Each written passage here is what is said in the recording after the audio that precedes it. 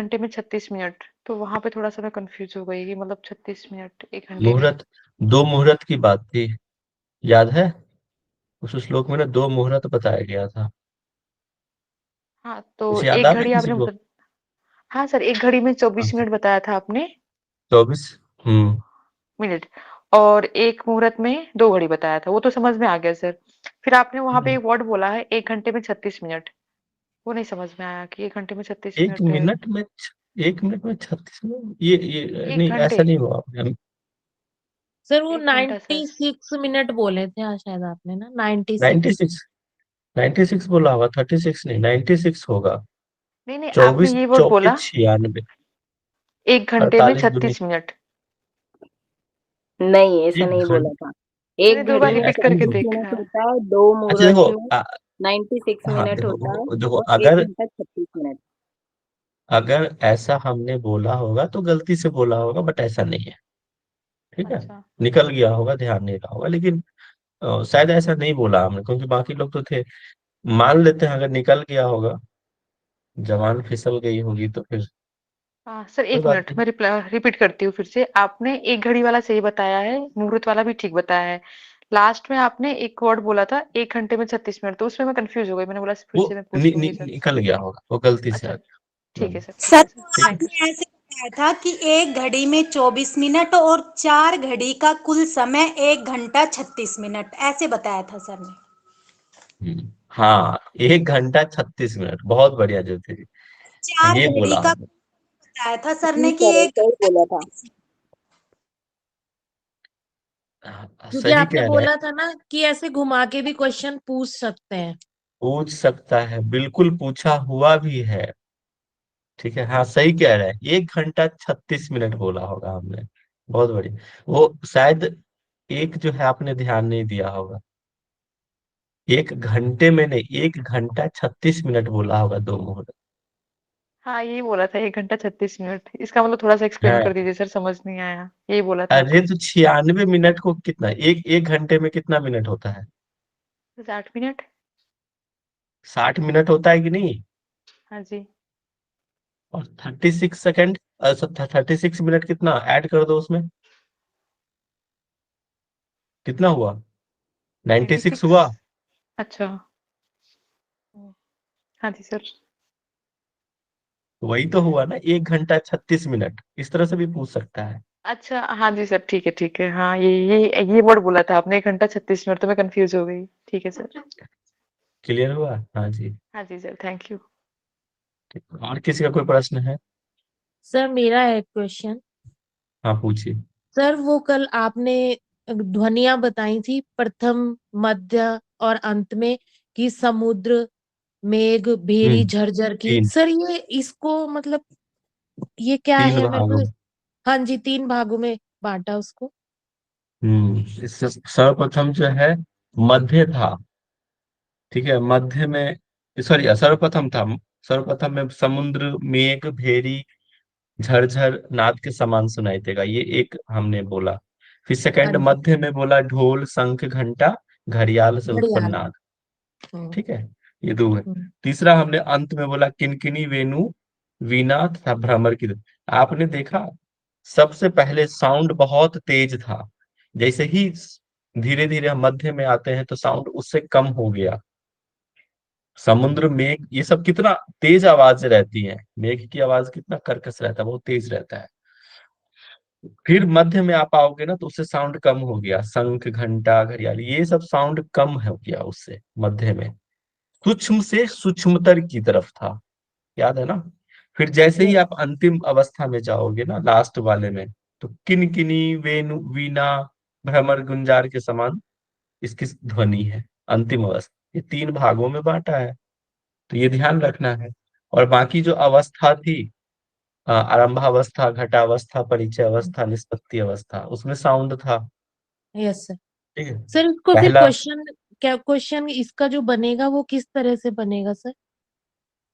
कि अगर पूछ देगा कि साधक के, योग साधक के सबसे प्रथम अवस्था में साउंड दे देगा, क्या क्या आएगा, तो ओके। सर्वप्रथम में मेघ, मेघ भेरी के साथ और भी दूसरे साउंड्स ऐड कर देगा ओके। उसमें। ठीक है, तो आपको उसको ओके कूट में इस तरह के प्रश्न पूछे जाते हैं, कूट में। यस सर बस यही नहीं समझ में आ रहा था। यस सर ओके इस तरह से याद रखना। फिर हो सकता है पूछ दे कि योग योग साधकों की अंतिम अवस्था में नाद की ध्वनि क्या रहेगी, तो उसमें फिर मिसमैच करके दे देगा इस तरह। फिर अवस्था से क्वेश्चन पीछे इस बार पूछा था, ठीक है, तो अब किस अवस्था में कौन सी निष्पत्ति अवस्था में साउंड क्या रहेगा, या फिर ग्रंथि का भेदन कौन सा होगा, ये क्वेश्चन इस तरह से पूछा जा सकता है।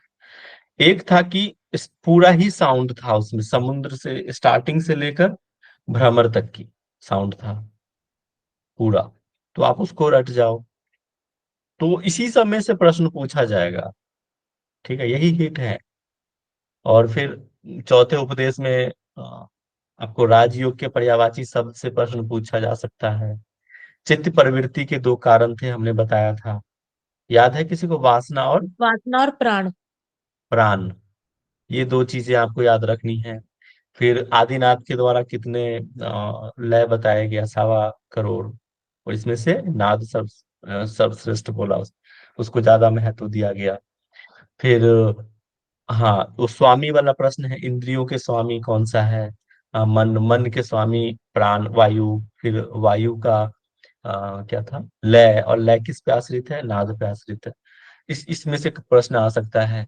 फिर हमने समाधि के बारे में बोला था, 3 चीजें किसको कहते हैं? प्राण और चित्त है, जीवात्मा परमात्मा है, और एक क्या बताया था? मन और चित्त। नहीं प्राण और मन मन। चित्त, प्राण और मन, ठीक है, ये 3 बताए थे हमने, तो वो आप याद रखिए। तो चौथे उपदेश से इससे ज्यादा प्रश्न मुझे नहीं लगता है कि इसमें से अलग पूछा जाएगा। फिर भी मैं आपको स्लाइड शो कर देता हूँ कि उसमें से अगर कोई भी इस तरह का श्लोक महत्वपूर्ण होगा तो आप देख लेना, उसमें से बता दूंगा मैं अभी। तो मैं स्क्रीन प्रेजेंट कर रहा हूँ, एक बार बता दीजिएगा कि स्क्रीन शो हो रहा है क्या? चौथे उपदेश में हिट यही है, बाकी तो देखो, अगर टफ पेपर तैयार किया जाता है तो कहीं से भी प्रश्न पूछा जा सकता है, ठीक है। स्क्रीन प्रेजेंट हो रहा है, बताना। Yes sir. गरिमा जी नहीं आई क्या? गरिमा सागवान, चलो कोई नहीं, ओके। तो हम लोग कहाँ थे? यहाँ थे। अच्छा, ये याद हुआ क्या किसी को, ये साउंड, ध्वनि? मैंने आपसे कुछ कहा था कल, ये याद कर लीजिएगा।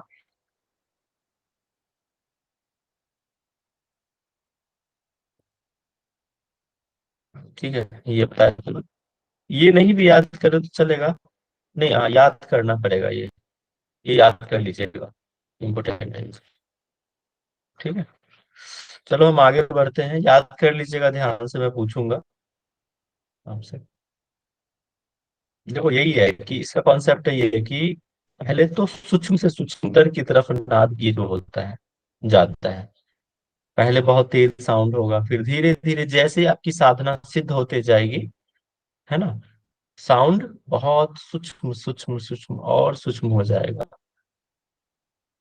ठीक है। सर इसमें वेनु वेनु कैसा होता है सर?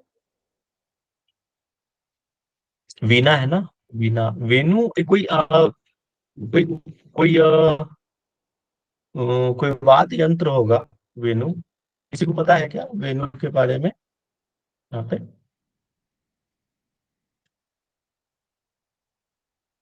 कि आप लोग का देखना, वेणु एक प्रकार का वाद्य यंत्र है, ठीक है, वेणु। आप एक बार देखना कि क्या है। मैं अच्छा, रुको, मैं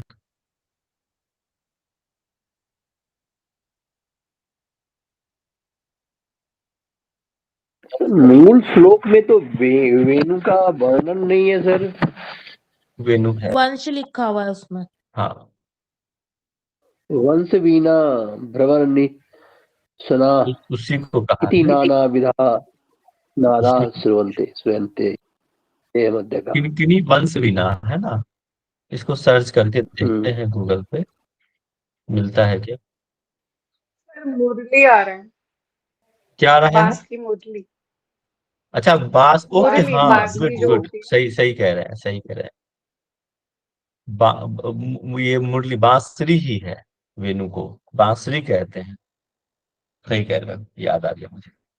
बंसी, बंसी, बंस यहाँ पे बंसी से है, बंसी इसी को कहते हैं, बंसी बजैया। Okay sir.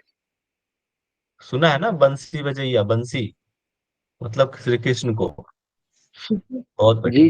जी सर, वेणु भी उन्हीं के साथ आता है। वेणु बिल्कुल उन्हीं के याद आ साथ, गया सर। ठीक है, ये याद रखो, बंसी बोलते हैं ना, बंसी। आपने गाना भी सुना होगा, बंसी बजैया, इस तरह से। तो वो है बांसुरी। रास रचैया। बहुत बढ़िया, गुड। तो आप ये याद कर लीजिएगा। और इसमें जो है महत्वपूर्ण श्लोक को हम देखेंगे। कह रहा है कि गंभीर ध्वनि को छोड़कर सूक्ष्म में अथवा सूक्ष्म ध्वनि को छोड़कर गंभीर ध्वनि में रमण करने वाले चंचल मन दूसरी ओर न जाने देना। ये सब आप स्किप कर सकते हैं, ये सब एक परीक्षा के दृष्टिकोण से बहुत महत्वपूर्ण नहीं है। जिस किसी भी नाद में सर्वप्रथम मन लग जाए उसमें ही, एक बार बस रीडिंग कर लीजिए, एक बार हम लोग बस इसको ओवरव्यू कर लेते हैं। जहां पे मुझे लगेगा कि ये ध्यान में रखना है, वहां पे मैं स्टार मार्क कर दूं। लग जाए उसी में ही सुस्थिर होकर उसके साथ एक हो जाता है। ठीक है, देखो लय का मतलब क्या होता है, आपने बोला कि बोलते ना, लय एक लयबद्ध तरीके से कोई भी चीज हम आपने देखा होगा, जब हम कढ़ाई में तेल डालते हैं तो क्या होता है, एक लय के साथ वो कढ़ाई में गिरते रहता है। आपने गौर किया है, कभी ऑब्जर्व किया है? वो भी एक प्रकार का लय है। यस। आपको होता है कि भाई सुर, एक जो गाना गाता है लय के साथ गाओ, बोलते हैं ना, सिंगर को कहते हैं भाई लय के साथ गाना गाओ।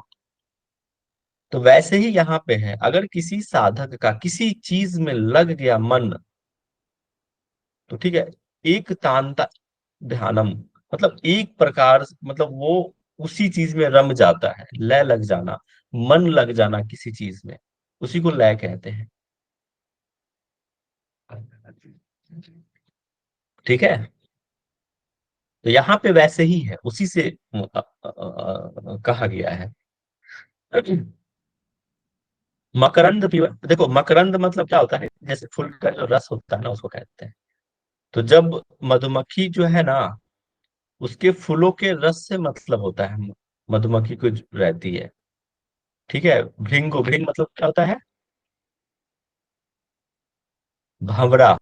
भंवरा जो होता है मधुमक्खी, या मधुमक्खी समझ लो या भंवरा समझ लो, उसके फूलों के रस से मतलब होता है, न कि उसके गंध से। गंध कैसा भी हो, उसको कोई फर्क नहीं, बस उसको रस लेना होता है। वैसे ही कह रहा है कि नाद सप्त चित्तम विषय ही, कि वो भंवरा जो है गंध की अपेक्षा नहीं रखता, मतलब उसको उसके गंध से मतलब नहीं होता, उसको फूलों के रस का पान से मतलब होता है। उसी प्रकार के नाद में क्या होता है, लीन चित्त बाह्य विषयों की अपेक्षा नहीं रखता, बाहर क्या हो रहा है संसार में उसको मतलब नहीं है, बस उसको उस चीज में मन लग जाना चाहिए, राजयोग की प्राप्ति हो जाना चाहिए, उनको बस इसी से मतलब है। बाहर जो भी चीजें डिस्टरबेंस हो रही है उनको उससे कोई मतलब नहीं। विषय रूपी ज्ञान ये सब आप छोड़ सकते हो। ये देख लो कि जिस प्रकार पंख विहीन पक्षी अनिवार्य रूप से स्थिरता को प्राप्त होता है, अब जिस पक्षी के, बर्ड्स के पंख नहीं है, वो क्या है, उड़ेगा ही नहीं, वो तो एक ही जगह स्थिर रहेगा, स्थिरता को प्राप्त हो जाएगा। ठीक है, तो वैसे ही कह रहा है कि नाद रूपी बंधन से बंधा मन जो है, चंचलता को छोड़ स्थिरता को प्राप्त होता। मन क्या है, उसका स्वभाव क्या है, मन का चंचलता, भटकना इधर उधर। जैसे कि कोई घोड़ा है, आपने देखा होगा ये इस तरह से महाभारत या में, कि एक बच्चे रहता है, घोड़ा का बच्चा, वो भागते रहता है, तो उसको हम अभ्यास और गीता गीता में भी इसका वर्णन है, अभ्यास और वैराग्य से उसको हम उस मन को कंट्रोल करते हैं।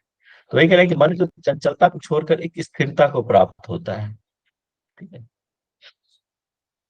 कौन कह रहा है कि सर्व चिंता नाम, कि सारे ही चिंता को जो साधक जो है साधना जो कर रहा है वो सारे ही चिंता को परित्याग कर, वो छोड़कर सावधानी पूर्वक एकाग्र होकर, ठीक है, नाद का अभ्यास करना चाहिए। कौन? जो योग साम्राज्य की इच्छा रखते हैं, योग साम्राज्य में जो योग या राजयोग की प्राप्ति की इच्छा रखते हैं, उनको सारी ही चिंताओं को छोड़कर सावधानी पूर्वक एकाग्र होकर नाद का अभ्यास करना चाहिए।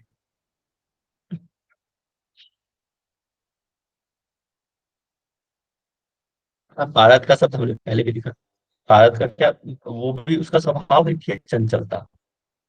तो जब मन रूपी पारद, पारद का स्वभाव क्या है? चंचलता है, और मन का भी स्वभाव क्या है? चंचलता है।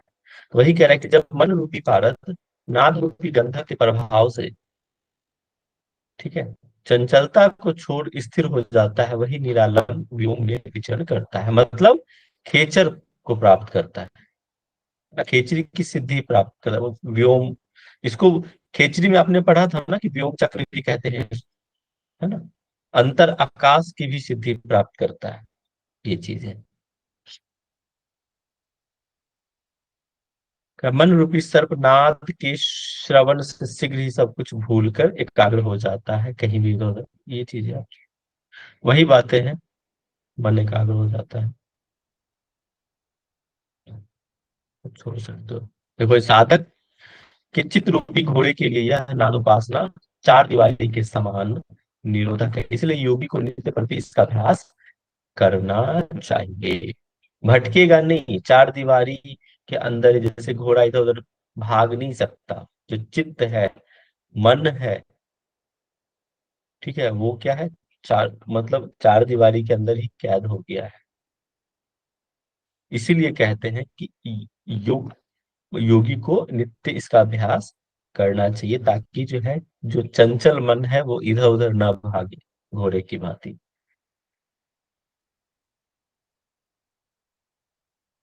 ये वही रिपीट है, रिपीट है ये। हाँ, ये देख लो कि लकड़ी से उत्पन्न अग्नि जैसे अग्नि के साथ ही शांत हो जाता है। जैसे क्या होता है, लकड़ी जब जलता है, ठीक है, लकड़ी के अंदर क्या है? ज्वलनशीलता का उसके अंदर गुण है। तो लकड़ी जब जल जाएगा तो उसमें क्या होगा? वो राख बन जाएगा, वो शांत हो जाएगा। तो उसके अंदर की जो ज्वलनशीलता है वो क्या हो जाएगी? समाप्त हो जाएगी।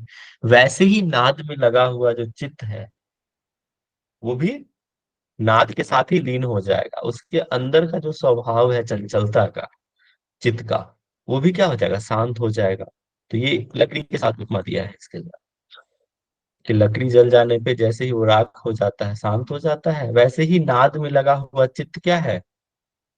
चित्त का स्वभाव है चंचलता, वो भी शांत हो जाएगा, वो भी नाद के साथ ही लीन हो जाएगा। चित्र हिरण भी वैसे ही है। चित्र रूपी हिरण जब घंटा आदि की ध्वनि द्वारा आकृष्ट हो स्तंभ हो जाता है। आपने देखा है, देखो इसका एक चीज मैं बता रहा हूँ, ये क्या कहना चाह रहा है। हिरण को देखो, जैसे ही कहीं से भी कुछ भी ध्वनि उत्पन्न होता है वो सचेत हो जाता, रुक जाएगा, ठहर जाएगा उसी वक्त, पल भर के लिए, कांस्टेंट। आप गौर किया होगा, आपने गौर किया भी होगा इस चीज को, कि जब हिरन है, जैसे ही कहीं से भी थोड़ी भी आवाज आती है वो कॉन्शस हो जाता है, वो थोड़ी देर के लिए वही क्षण भर रुक जाता है, स्तब्ध हो जाता है। ठीक है, यदि धनुधारी प्रवीण हो तो हिरन चित्त पर प्रहार करना सरल हो जाता है, वो स्थिर हो जाता है। और जैसे ही कोई बहुत तेज धनुर्धारी है, तुरंत उस वक्त प्रहार करेगा। चित्त शांत हो गया, हिरन स्थिर हो गया, तो निशाना लगाना क्या हो जाता है? आसान हो जाता है। वैसे ही यहाँ चित्त के बारे में कहा है, जैसी ध्वनि के वक्त आकृष्ट होता है, थोड़े वक्त चित्त जो है उस वक्त बिल्कुल शांत हो जाए, और उस वक्त समाधि की अवस्था पाना बिल्कुल आसान हो जाता है, सरल। ओके।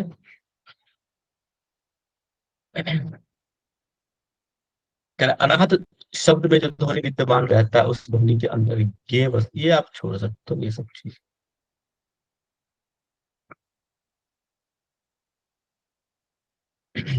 नाद रूप में जो कुछ सुनाई देता है वह केवल शक्ति है, एनर्जी है। शक्ति मतलब एनर्जी है।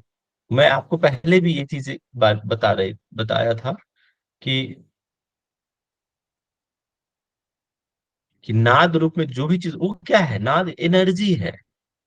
कुछ भी वाइब्रेशन से अपने अंदर, मैंने आपको क्या बताया कि नाद जो जब साउंड्स होता है वो कहाँ जाता है शरीर, वो आपकी सुषुम्ना के मार्ग में प्रवाहित होता है। वो एक ऊर्जा है, ठीक है, वो एक शक्ति ही है। और कह रहा है कि उसका लय निराकार तत्व है, वही क्या है, परमेश्वर आपकी बोला है आवाज मुझे। ब्रेक हो रही है बहुत ज्यादा। सबको ब्रेक हो रही है क्या आवाज? सभी को ब्रेक हो रही है आवाज? यस। आप नहीं सर, आपकी आवाज रीज्वाइन ठीक कर आ रही है लीजिए सर। मैम, है ना, आप दोबारा ज्वाइन कर लीजिए, ठीक हो जाएगा। हठ और लय की सभी क्रियाएं राजयोग की प्राप्ति के लिए है। पता है सर कैसे बीच बीच में कट कट। बीच बीच में ब्रेक हो रहा है क्या? यस सर, ब्रेक आप हो रहा है बहुत ज्यादा। Yes sir. अच्छा ठीक ठीक। हो रहा है सर, बट मैं कुछ करता हूँ, एक मिनट।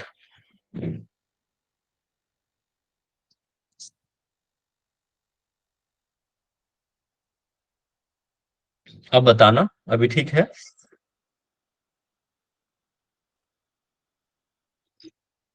अभी ठीक है? ठीक है। जी सर। यस सर अभी तो आ रही है। हाँ ठीक, ठीक है। हठ और लय ये जो भी क्रियाएं आप कर रहे हैं, हठ योगों की लय की क्रियाएं जो भी कर रहे हैं, वो सिर्फ और सिर्फ क्या है, उसके उद्देश्य क्या है, राजयोग की प्राप्ति। पहले भी हमने कहा था आपको कि राजयोग के बिना हठ और हठ के बिना राजयोग दोनों ही अधूरे हैं, दोनों ही एक साथ चलते हैं। तो जो भी ये जो हठ योग का उद्देश्य क्या है, राजयोग की प्राप्ति के लिए है। तो वही कह रहा है यहाँ पे, हठ और लय की सभी क्रियाएं जो है वो राजयोग की प्राप्ति के लिए होती है।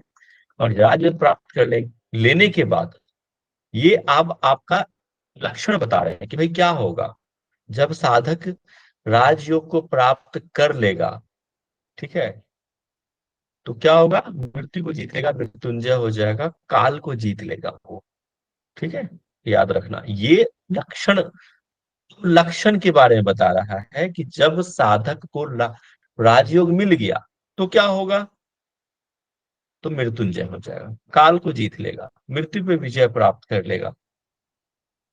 आप क्या करते हो, कोई पौधा आप लगाते हो या बीज लगाते हो तो क्या करते हैं, उसमें अच्छी मिट्टी होनी चाहिए, उसको जल से सींचते हैं, तब जाके वो बीज पौधा बनता है, पौधा वृक्ष बनता है, और फिर क्या होता है, फल देता है।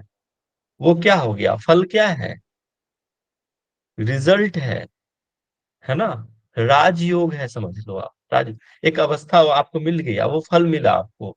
तो ऐसे कह रहा है कि चित्त रूपी बीज और हठ रूपी भूमि और वैराग्य रूपी जल, ये याद रखिएगा। हो सकता है ये प्रश्न पूछा जा सकता है कि चित्त रूपी बीज, हठ रूपी भूमि और वैराग्य रूपी जल, ये तीनों के मिलने से तब जाके आप क्या करते हैं, उन्मनी अवस्था को पाते हैं, ठीक है, उन्मनी अवस्था को प्राप्त करते हैं, मतलब राजयोग को प्राप्त करते हैं। तो ये तीन चीजें आप ध्यान में रखिएगा। और क्या है कि आप सदा ही नादानुसंधान के अभ्यास से पाप समूह नष्ट होते हैं, ठीक है, पाप आपके नष्ट होते हैं। ये आपके लक्षण बता रहा है, लाभ समझ लो आप कि क्या लाभ मिलता है साधक को, क्या लक्षण प्रकट होते हैं। तो पाप उनके नष्ट हो गए, ठीक है, उन्नमनी अवस्था को प्राप्त करता है वो। इससे पहले हमने क्या देखा, आ, मृत्यु को जीत लेता है, ये चीजें।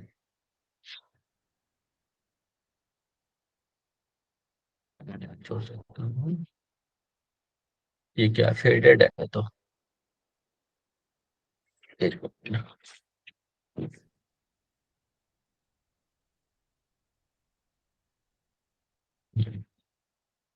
और फिर क्या होगा, लक्षण और क्या होता है कि जो योगी है, जो समाधि प्राप्त योगी को ठंडा गर्म, दुख सुख, मान अपमान का अनुभव नहीं रहता, सम अवस्था को प्राप्त कर लेता है।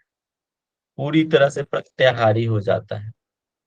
ठीक है, उनको किसी भी प्रकार का, उनको दुख हो, ठंडा गर्म हो, अपमान मान, ये सब अनुभव नहीं होता, उनसे वो परे हो जाते हैं। ये लक्षण बता रहा है, एग्जाम में पूछा जा सकता है ये चीजें, आप इसको ध्यान में रखिए कि समाधि प्राप्त योगी के लक्षण क्या क्या होते हैं। एग्जाम में आ जाएगा, ठंडा गरम, सुख दुख, शीतोष्ण न दुखम, न सुखम तथा न मानम न अपमानम च योगी युक्तम समाधि ना। इम्पोर्टेंट है ये।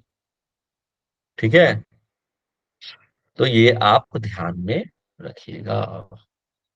जागृत अवस्था में भी सोए हुए के समान जो साधक स्वरूप में रहता है और श्वास पर श्वास रहित हो जाता है, निश्चित रूप से मुक्त है, ये छोड़ सकते हो आप। समाधि प्राप्त योगी सभी प्रकार के शस्त्रों से, हाँ ये याद रखना, ये भी लक्षण है।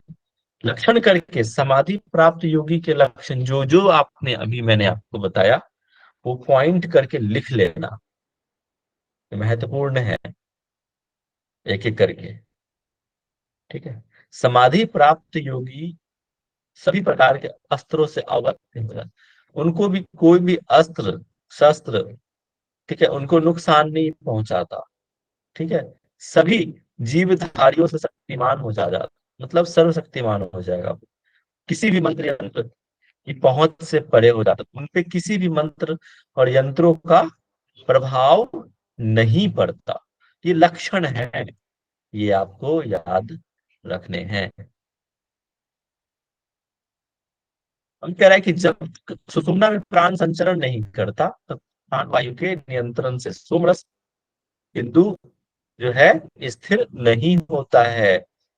आपको याद है, मैंने कहा था आपको पहले स्टार्टिंग में श्लोक में भी कि जब प्राण सुषुम्ना के मार्ग से ब्रह्मरंध्र तक पहुंचता है तो चंद्रमंडल स्थिर होता है। याद आ रहा है, कुछ चंद्रमंडल स्थिरता की बात थी, पहले आपने पढ़ा होगा, किसी को याद है? नहीं याद है तो एक बार देख लेना। ठीक? और जब तक ब्रह्म तत्व सहज रूप से ध्यान में नहीं आता तब तक ज्ञान की बात करना दम्भ है, झूठा पड़ रहा है। तो ये था हमारा चतुर्थ उपदेश।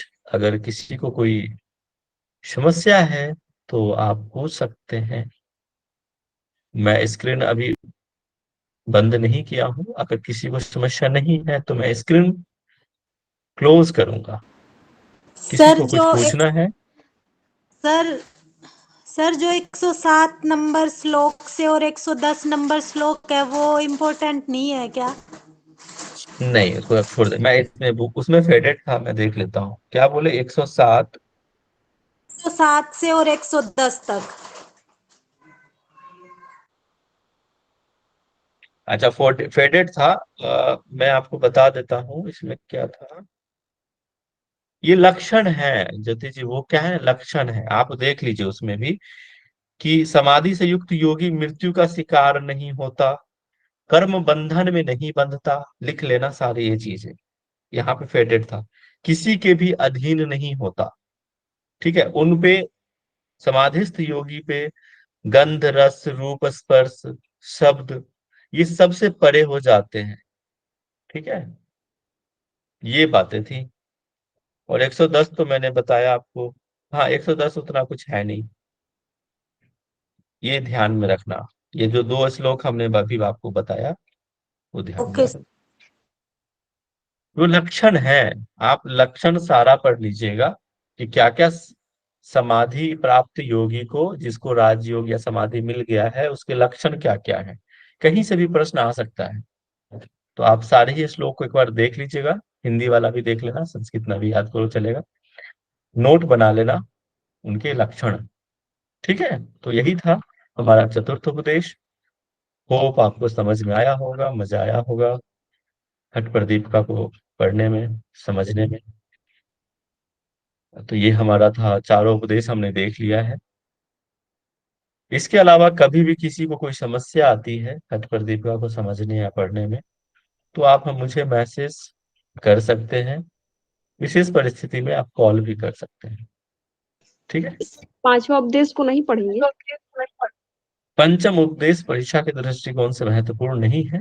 वो क्या है, पंचम उपदेश जो है योग चिकित्सा है, खासकर उसमें वात चिकित्सा के बारे में ज्यादातर कहा गया है। तो आप उसको स्किप कर सकते हो, चाहे तो आप पढ़ सकते हो, बट परीक्षा में नहीं पूछा जाएगा। 4 उपदेश से ही पूछे जाएंगे। जी और सर। मैं कोशिश करूंगा कि जल्दी ही आप लोगों को मैं टेस्ट ले लूंगा, और कुछ रिवीजन अगर कहेंगे तो रिवीजन भी करा दूं। रिवीजन की गति बहुत फास्ट रहती है। और कुछ नए जो हमारे हठ यौगिक ग्रंथ हैं वो भी हम लोग देखेंगे अगले वीक से, मे बी किसी भी वक्त। ठीक है, तो मैं प्रश्न पूछूं, रिवीजन कर लें थोड़ा, अगर आप कहेंगे तो मैं प्रश्न